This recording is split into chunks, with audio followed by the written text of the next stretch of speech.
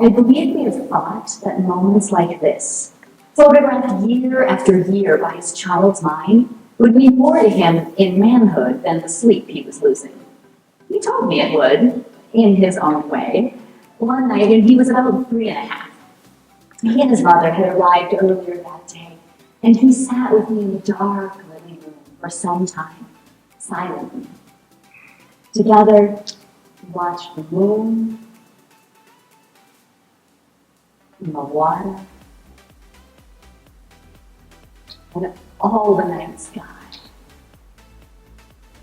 And then he whispered, "I'm glad we came." That combination of being, basically the idea that you don't hand a loaded gun to a 3-year-old. And that was sort of what he saw the situation of the nations of the world, especially in the state they were in, starting to build nuclear weapons. And how many nuclear weapons does America have today?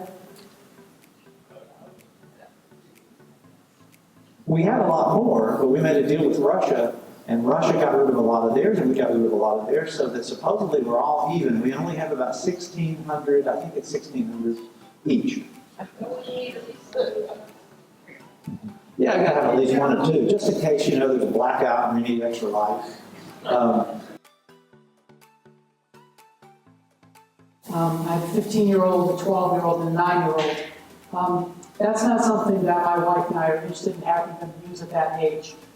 There are, of course, going to be some critical controls. All the new software development happening on the iPhone, for example, it's going to be vetted for a software development kit. We're also going to be very careful to make sure people are aware of what they're using their device for. Listen, I'm an optimist.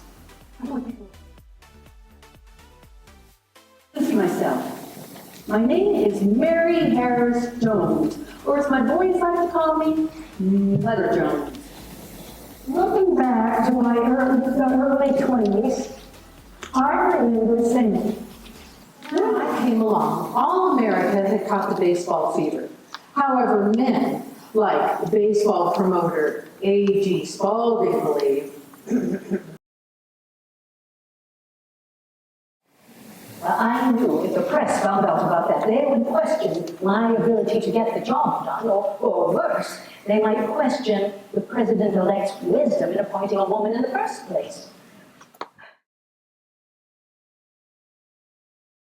We don't want Eleanor either. Mr. Farley was so afraid that anything I said would get Franklin into trouble. Well, I don't suppose I would have written an autobiography if I hadn't been sitting on my thumbs. This is my story. And I don't suppose I would have gotten this upcoming speaking tour if it hadn't been for the book. Oh, no, the book only covers my childhood and marriage up to 1921.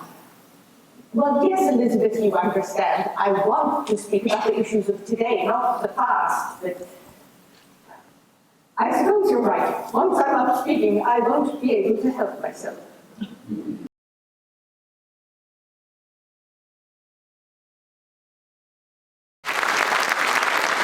The amount that he was allowed to regress and hold back the United States with his power that he had is truly disgusting. Any sort of progressive movement towards social change for women, minorities, the LGBTQ+ community, he was able to basically destroy with the power that he had. And I view him as one of the most despicable characters in American history. And I wanted someone to do him. And since this is my last year, since no one had, I felt that I should. I was fortunate enough to have parents to, help pay for my school, and I had to work. Just the 3 of us living in this one big room was all we could afford, but we were happy. There's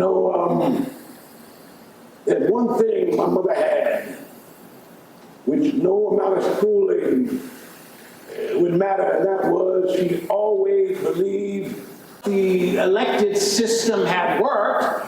I was not surprised that we lost in 1948. Dewey had felt that not campaigning was a good idea.